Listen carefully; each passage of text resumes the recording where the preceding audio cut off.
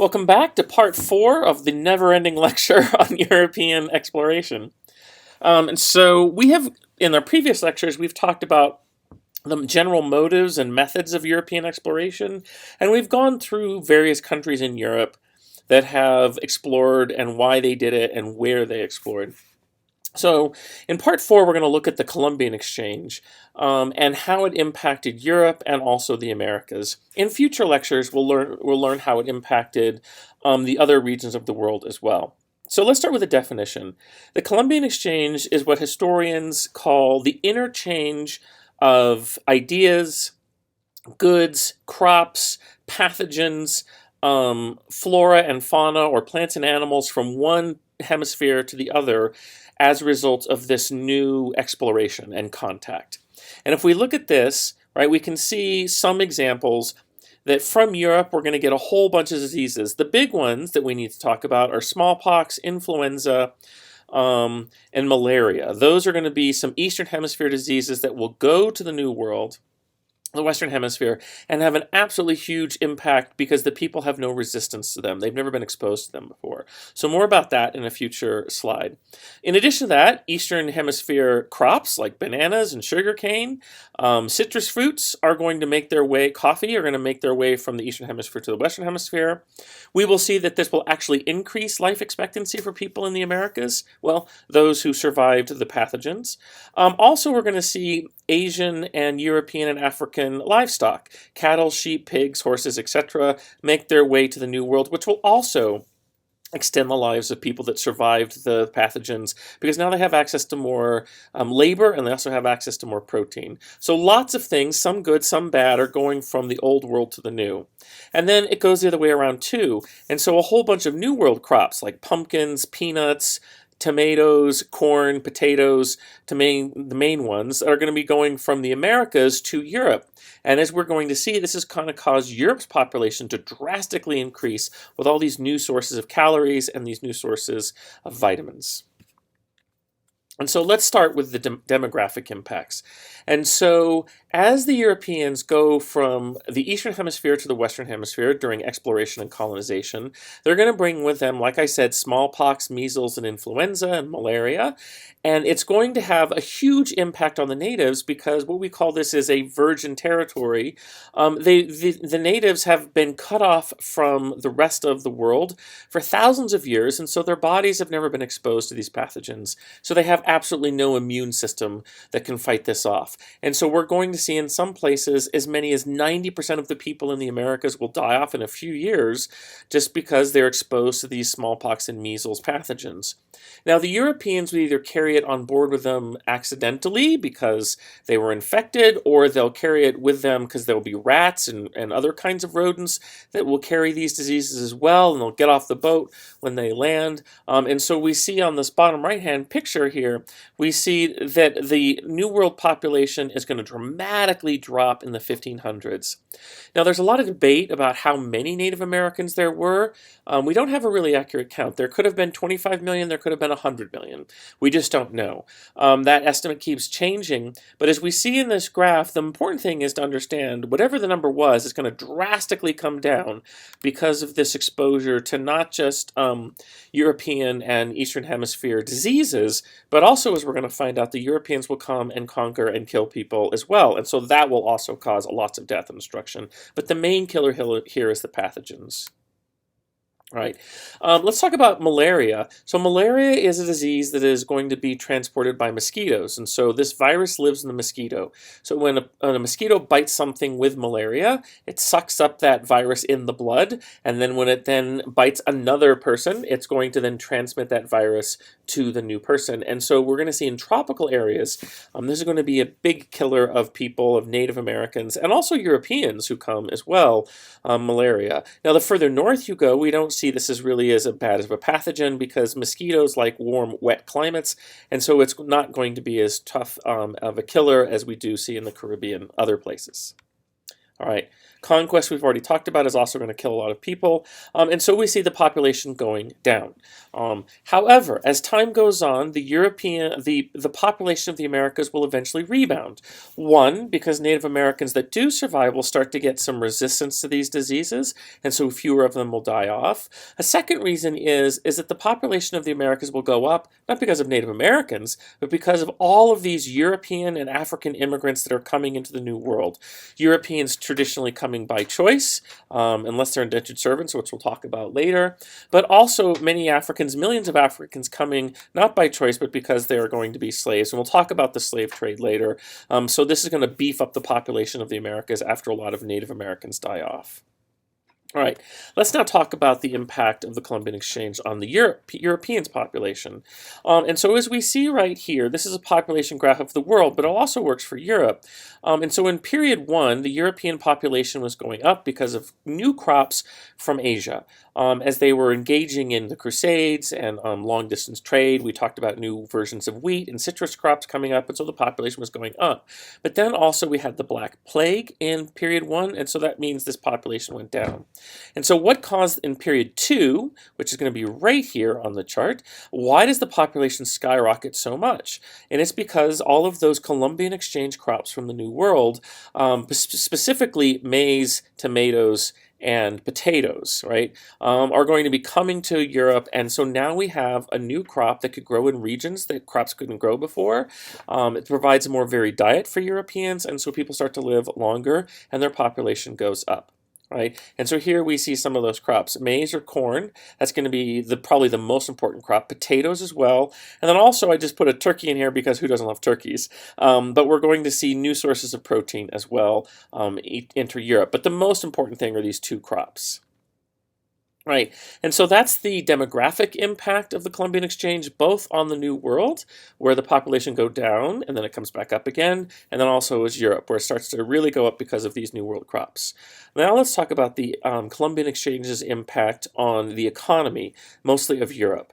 And so Europe is going to get very wealthy at this time because they're pulling in, especially Spain, they're pulling in a whole bunch of New World gold and silver from the mines in the Americas and then bringing them back to Spain. And so Spain's going to be very wealthy. They're going to start to spend that money. That money will start to circulate around Europe, all that gold and silver. And so we're going to see Europe's economy grow tremendously at this time. In addition to that, we're going to get lots of sugar, tobacco, and furs from the New World, and so that is going to make Europe's economy grow. But we don't stop there. Also, this is not Columbian Exchange, but let's just add it, is that as Europeans were discovering new places around the world, like the French in Indochina, the Portuguese in India, all of that food and wealth is making its way back to Europe as well. And so all of this trade is really kind of having this stimulus impact on the European economy. Now, so what we see here is an important to kind of follow the path of the silver. And so if on this map we see that these are the two main locations that silver is being mined in the New World, one not too far from Mexico City, and this other one is this mine called Potosi down in Latin America. And so the Spanish control both of these mines, and some of the silver will go from the Americas back to Spain, absolutely, across the Atlantic, but a lot of it is going to be put here in Mexico from both mines, and then, of course, the Spanish are going to take the Manila galleons, these ships that will go across the Pacific Ocean following the wind wheels, and it's going to go all the way to Manila. We've talked about this before, and from there the silver is going to be offloaded at Manila, and then Chinese merchants are going to come and trade silk and spices and porcelain for all of those goods, and then the Spanish are going to take those luxury items either all the way back around Africa to Spain or back across the Pacific and then across the Atlantic. And so we're going to see that silver is traveling across the Pacific, it is traveling across the Atlantic, and it's making its way either into Europe or into China or India, as Europeans want to spend the silver on some of these the luxury goods that there is in such a huge demand back in Europe. And in later lectures, we'll talk about how this is going to impact China, because all of the silver is really flowing into China. It's going to, of course, have an impact on their society and their economy. But the main thing here on today's slide is we see that there is this silver trade going all over the world. That's going to increase trade because Europeans now have something that the Asians want. They want New World silver that the Spanish control. And so then we're going to see an increase in silver being traded and an increase in Asian luxury goods back to Europe. All right. Now, because of this, we're going to see a kind of a seismic shift in the European economic structure. In period one, we had talked about how Europe is feudal and there's not a lot of trade going on. They're fighting each other all the time. And so we see that the Europeans' economy was kind of stagnating. And then at the end of period one, they started to pick up their trade with Asia. And so, okay, that's helpful. And then we see in period two, with all of this global trade going on and the silver trade going on, Europe's economy is going to quickly ramp up. Now, in period one, we talked about feudalism and manorialism, and that was the idea that wealth can be measured in land ownership.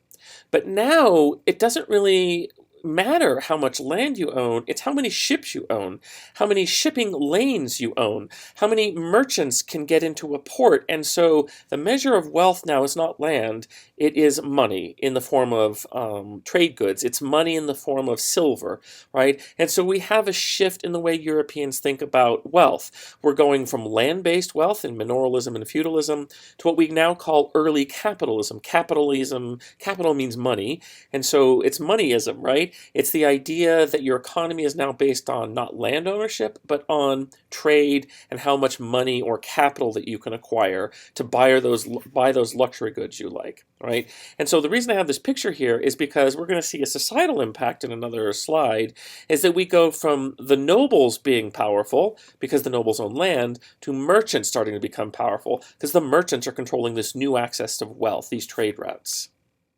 Right. Now, also in Europe, we're going to see they're kind of a victim of their own success. With all of this silver flowing in from the New World, there's too much silver flowing in, and so everybody already has access to all of this silver, and so that causes inflation. Now, there's lots of reasons for inflation, but let's just kind of keep it simple today. Inflation means prices going up really fast. In fact, the prices of goods in Europe are going to go up so fast that people's wages and income cannot keep up with it. And so everybody has more silver, everybody has more money, so you think, well, that's a good thing. But it's not really, because since everybody has more silver, European merchants are going to start charging more for their goods. They know that if the customers out there have more money, more silver, well, I'm going to charge more because I want to make money. And so prices are going up faster than people's wages. And so even though you may have 10 silver coins in your pocket now, you've never had that much money, those 10 silver coins don't buy as much as maybe one silver coin did a month ago or a year ago, because prices are going up so much faster than people's wages. And so we're going to see high unemployment start in Europe as a result of inflation. And so all of the silver flowing into Europe is a blessing because they can have more money now to afford things, but also a curse because they don't understand the economy the way we do now. And so prices are going up faster and faster and faster, and eventually people just can't keep pace. Wages can't keep pace with the rate of inflation. All right, now let's talk about the Columbian Exchange impact on European society. And on the last slide, I had said that we see a new emerging class in Europe, and it is the merchant class. In the feudal pyramid, there really weren't that many merchants because trade was dangerous and there just wasn't much of it. And so the top of society was the nobility, the kings, the dukes, the barons, those kinds of things. And so we see this merchant class becoming very wealthy, controlling the trade. And so they really have more money in many cases than some of the kings or the upper class nobility in Europe. And so we have this new class arising in Europe because of this trade. Right? Now, the problem that the merchants have is they have all this money, but they have no class, right? Or this new money group. And so even though they're very wealthy, the upper class, the nobility, look down their noses at them, they make fun of them, right? They don't know how to hold their tea correctly, their teacups, or they don't know which fork to use, whatever, right? And so we see that the merchant class really wants to get some respectability, and so they find respectability in two ways. One is that they just buy a title from a nobility. They buy into the nobility, right? The nobles, at this point, they have lots of land, but that's not the new measure of wealth. And so they have titles, but no wealth. And so they're kind of feeling bad about this, and they might have a tough time struggling to pay their bills because of inflation. And so what we do is if I'm a noble and my family is struggling, I have title, I have status, but I can't pay my bills because of inflation, and so I marry my daughter or my son off to some merchant's daughter or son, and so now I have some wealth in my family. And so that brings us to the second way that merchants could raise in status. They could marry into it, or as we had already said, they cannot just buy a noble's title. And the noble would do this to get out of debt, avoid going to prison. And so we see that the rising merchant class is rising, and they have a couple of ways to actually move societally up in the social classes. All right, next, the impact of the Columbian Exchange on European government. And so we're going to see that this is going to create what we call the rise of absolute monarchs, which means that some kings in Europe are going to get really powerful, really wealthy as a result of this Columbian Exchange. And so we're going to give you two examples. The first one is the kings of Spain and France. Now, of course, the king of Spain is getting very wealthy because he's got all these silver mines in the New World, right? And we said at Potosi and then up here near Mexico City. And so a lot of that silver is flowing back to his coffers back in Europe. And so he is getting wealthy by taxing that or demanding that he gets a percentage of all of that silver that comes out of the New World. And so now he's wealthy. He's building new palaces. Also, he is building up his own private army. He doesn't have to depend on the nobility anymore to give him troops like he did in feudalism, because now he has so much money he can have his own permanent standing army that is just loyal to him. No longer, like I said, does he have to depend on the nobility underneath him giving him troops in case of a war. And so with this standing personal army, he's very powerful in his own country, and maybe he can even build up an army and go invade other countries as well. The same thing is happening in France. Louis the 14th is who we'll kind of focus on here in this unit, known as the Sun King. He is so powerful because he's getting all of this money from rice in Indonesia, or he's getting furs from the Americas, and so he is also building up his own personal standing permanent army, so he doesn't have to depend on a nobility to give him troops. And so he is building palaces, and he has this army, and so we see that they are able to use this money to get very powerful, very wealthy. All right, and so we have these absolute monarchs who are independent of the nobility now. Next, we also have these limited monarchies, and so let's give you two examples of this. And so while some countries have their monarchies becoming really, really powerful, we have other monarchies that are having their kingdoms have no power. So for example, the Dutch, we had said they don't have a king at all because they rebelled against the king of Spain, and so they're a republic. All right, so that's pretty limited monarchy. There is no monarchy. We also see the English. Now, the English do have a king, but the English, the king, he's not that powerful because the merchant class rose to power really fast in England. And so when the king tries to grab power, like the king of Spain and France did, the merchants in England are having none of it. Right? And so in England, the merchants control something called Parliament, which is their government. And when the king says, I want more money, they rise up and rebel against him and will actually kill the king. His name is King Charles I. And so we see that eventually we do have a king in England, of course, but eventually he's going to have very limited power if he doesn't want to get killed. And so it's just weird kind of two different paths we have in Europe. The Columbian Exchange makes some monarchs really powerful because they get very wealthy and they can buy armies, and other monarchs, they just are kind of late to the game, and so they're going to have to share power with the merchant class. And the English Civil War, that is what I just described. That is where the merchants rise up and overthrow the king, and eventually will make other kings will come to the throne, but they have to basically do what the merchants say in Parliament. All right, next, impact on European government continued. And so I didn't want to just put it all on one slide because this is too much. And so we see this, it says national rivalries, which we've already talked about. European countries trying to go out and explore to get more gold and silver for their pie piece, mercantilism, leads to conflict over resources and colonies, right? If we believe in mercantilism, the idea that the more colonies I have, the more wealth and power I have as a country and as a king, well, there's this race to go and explore and get more colonies. But what if a colony has already been taken by a rival, right? So let's say that Spain is getting all of this silver out of the New World and sending some of it back across the Atlantic to their home country.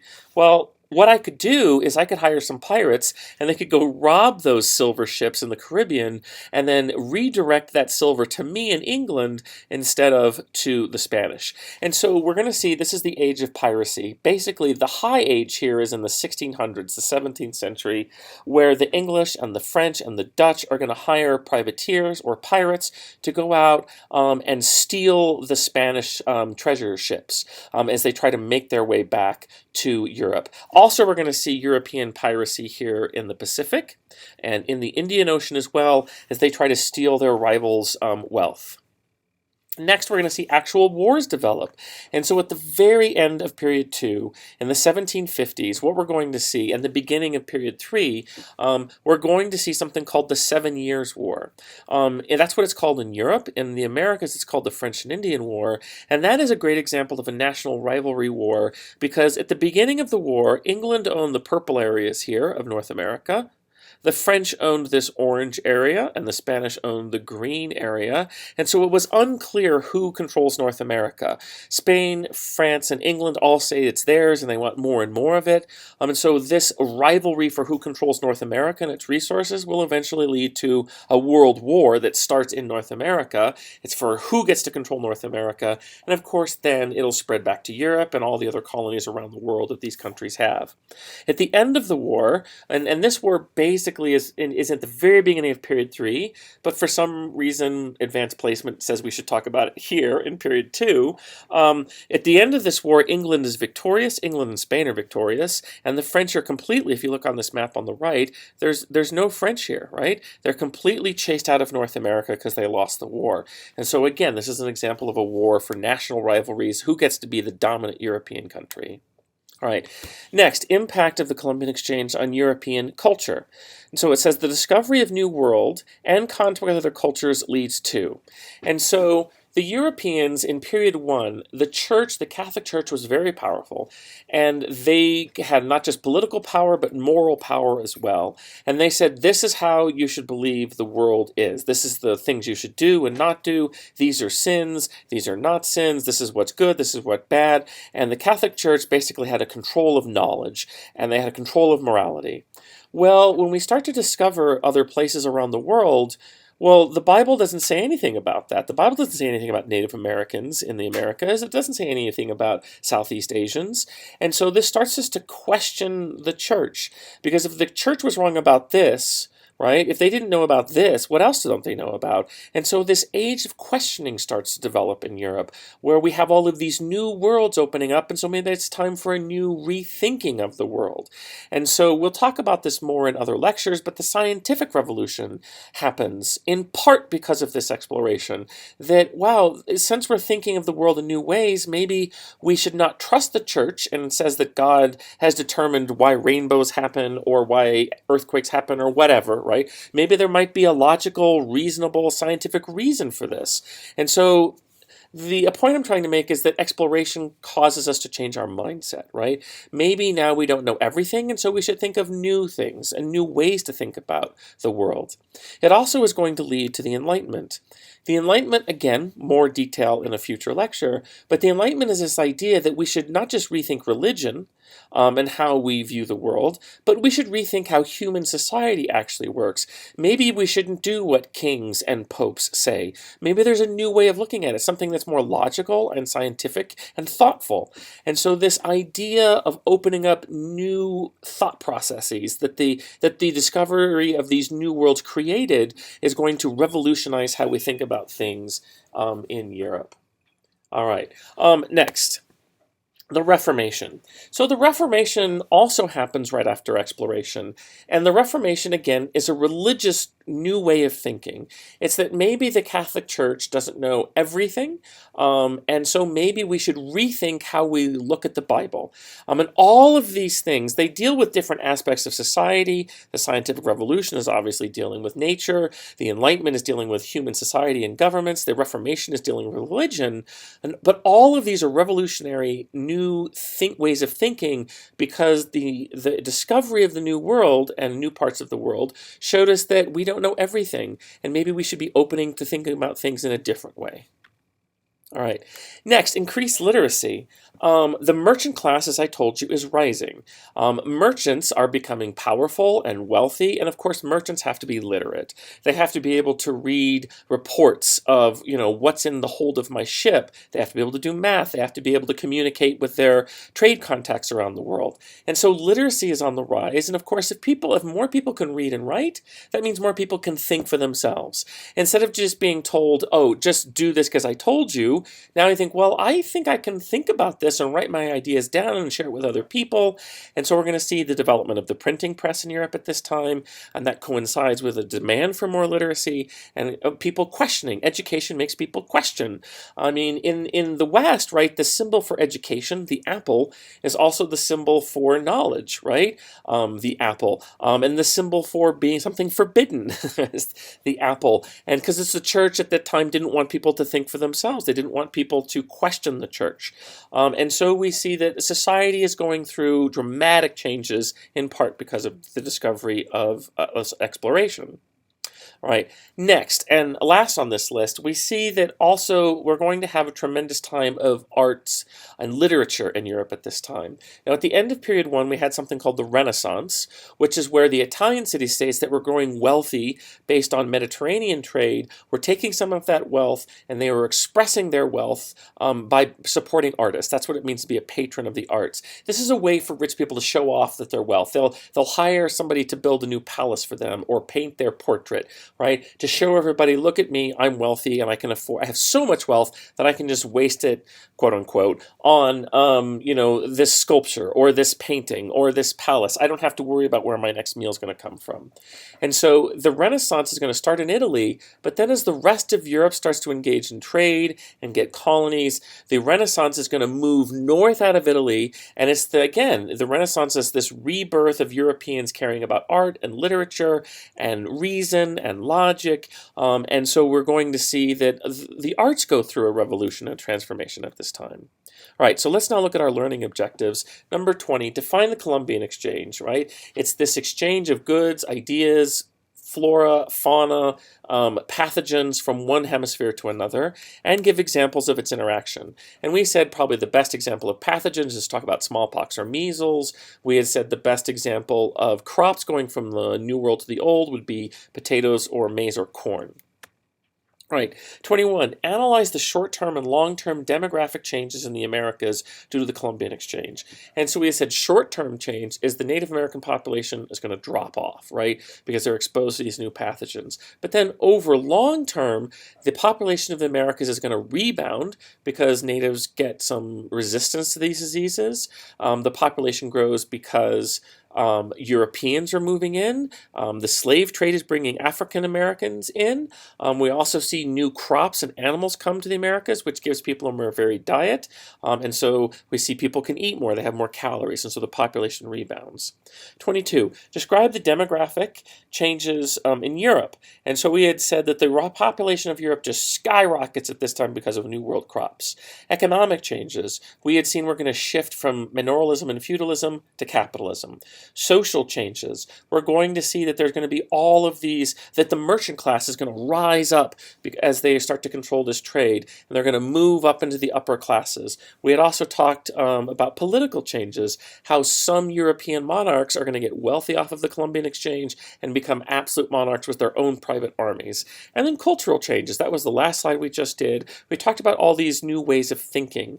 We talked about the Reformation. We talked about the Renaissance moving north.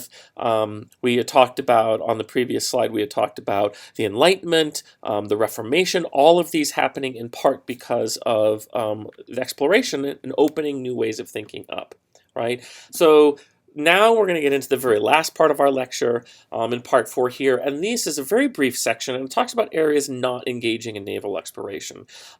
At this time, right, China has long been a world player, a very powerful part of the world. And China does not really send out a lot of explorers at this time. We've already addressed this. At the end of period 1, the treasure fleets just ceased to exist. The Chinese government said, no, we need to focus on other things. The Ming Empire said we need need, first of all, we're out of lumber and bamboo for these treasure fleets, and so we can't build them anymore. But also we need to focus on rebuilding the frontier and maintaining the Great Wall, keep those nomads out. And plus, really, we didn't find anything good. Everything that's good is here in China, so let people come to us. And so for those reasons, China just doesn't go out and explore at this time. They're making lots of money having Europe come to them through gold and silver at the Manila trade port. And then from Manila, it goes to Macau, or it goes to Guangzhou, or it goes to Beijing, right? And so we see that China just doesn't need to explore because all the wealth is coming to them from Europe and the rest of the world. Right. Next is, if you ever look at the way China writes its name, the characters are middle and kingdom. And so that tells you that the Chinese think that they're the best. They're at the center of everything. And so everybody else is a barbarian. And so why should we go to the barbarians? Let them come to us. We're the height of civilization. So what do we have to gain from going to someplace else in the world? And so we see this a cultural reason for China not going out and exploring. Right. Next, the Europeans will not conquer China at this time for the same reason they don't conquer India. There's just too many Chinese, not enough Europeans. Now, the Europeans are able to make little conquests around the world because they have cannons, and bigger conquests because they have diseases. But the Europeans are not bringing pathogens to China when they trade in Manila. The Chinese are the source of a lot of these pathogens at this time. And so the Chinese have already been exposed to smallpox and measles and all of these things. And so the Europeans, because of their lack of numbers, and because the Chinese have already been exposed to these diseases, they just can't conquer China. Another reason the Europeans can't conquer China is because the Chinese already have gunpowder. So, the Europeans, that's not an advantage for them. They invented gunpowder. Plus, the Chinese have a large centralized government, the Ming Empire, and so they're able to be organized and keep the Europeans out. And so China will remain independent, and they won't become like the New World, where they become conquered by the Spanish or the French or the English. All right, let's now talk about Japan. So Japan is not a very big country at this point, but Japan is going to make a conscious decision to shut themselves off from the rest of the world. And we'll talk about this more in other lectures, but Japan, they have a lot of silver already in their silver mines in Japan, and so they don't need to go someplace else to find silver. They have it in their home country, and anything that's good is right next door into China, and so they don't need to send out explorers. And in fact, the government of China, the shogun, the leader of China, who is the real power in China, not the emperor, he is afraid of trading with Europeans because the Europeans might bring guns with them. And so all the lesser nobility in Japan might get these guns and then overthrow and rebel against the shogun. And so he's like, no, we're not trading with the Europeans. We're going to shut Japan down because I don't want these guns coming into Japan and my nobles getting them and then overthrowing me. And so Japan has all of these reasons for deciding to be isolationist and not trade with Europe. All right, India. India doesn't trade because, everybody's content to come to them. The Europeans want to get to India, the same as China. And so there's no really reason for the people in India to try to go out and find new trade contacts because everybody's coming to them. In addition to that, the Europeans are not able to conquer India, as we've said before, because there's just so many Indians, not enough Europeans. Now, the Europeans will conquer some ports in India, like the Portuguese at Goa, but for the most part, they can't conquer inland because the Mughal Empire is strong and powerful and organized and able to keep the Europeans out.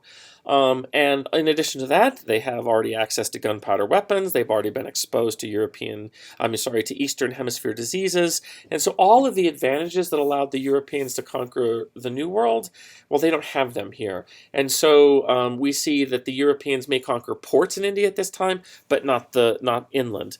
There's no land-based empire for the Europeans in India at this time. All right, Russia, we've already talked about. Russia is able to create a land-based empire, but not a maritime empire. And then let's talk about Africa itself. Now, the only really large-scale empire that we talked about in West and North Africa at this time was the Songhai Empire, and we'll talk more about it when we get to our African notes. But remember, they fell apart because their power was based on trans-Saharan trade. And so when the Portuguese and Europeans start to move around the coast of Africa, there's no reason to do this arduous journey across the Sahara Desert. And so, yeah, they're not going to send out explorers because they're falling apart. Then the Swahili city-states don't send out explorers because they've been conquered by the Portuguese as well. The Omani that are over here in Southwest Asia and have some control over in this region, they're conquered by the Portuguese as well because of their gunpowder weapons. And that's really the only large-scale empires that we see in sub-Saharan Africa. And so there just isn't a big empire there to send out explorers.